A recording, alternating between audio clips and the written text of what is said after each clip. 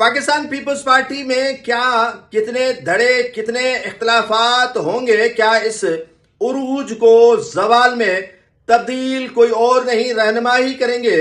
Pakistan Peoples party کی قیادت کو پریشانی لاحق ہونے لگی۔ پاکستان پیپلز پارٹی کے اندر سندھ میں بالخصوص 3 سے 4 دھڑے ہر ڈسٹرکٹ کے اندر کام کرنے لگے۔ اب رہنما انہیں اپنے اختلافات سر بازار لے کر آئے۔ پہلے تو بات ہوا کرتی تھی کہ یہ جمہوریت کا حسن ہے، لیکن اب حسن بکھر چکا ہے۔ اب ہر کوئی اس تماشے کو دیکھ رہا ہے اور پیپلز پارٹی کی موجودہ قیادت سے یہ اختلافات سمٹ پائے گا یا نہیں؟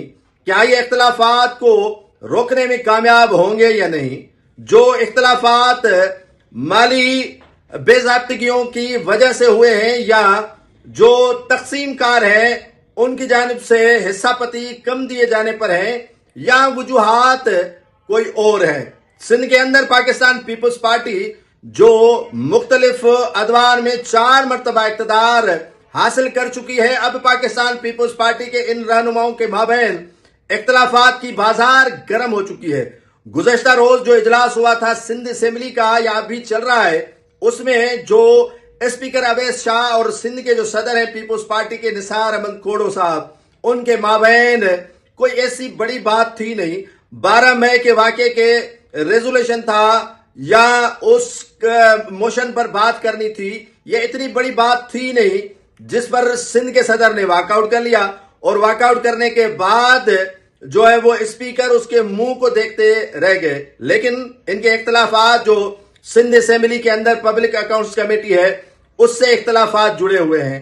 آپ نے تھر پار کر دیکھ لیا، سندھ کے ہر ڈسٹرکٹ کے اندر 3 سے 4 گروپس پیپلز پارٹی کے رہنماؤں کے کام کر رہے ہیں۔ شاید پیپلز پارٹی کی قیادت نے اسی میں اچھائی جان لی ہے یا اسی میں وہ بہتری سمجھتے ہیں کہ جتنا پیپلز پارٹی کے رہنماؤں میں اختلاف ہوگا اتنا ان کو جانکاری ہوگی، ان کے متعلق معلومات ہوگی۔ تو سندھ بھر میں پیپلز پارٹی 1 نہیں 2 نہیں 3 نہیں 4 دھڑوں کے اندر تقسیم ہو چکی ہے۔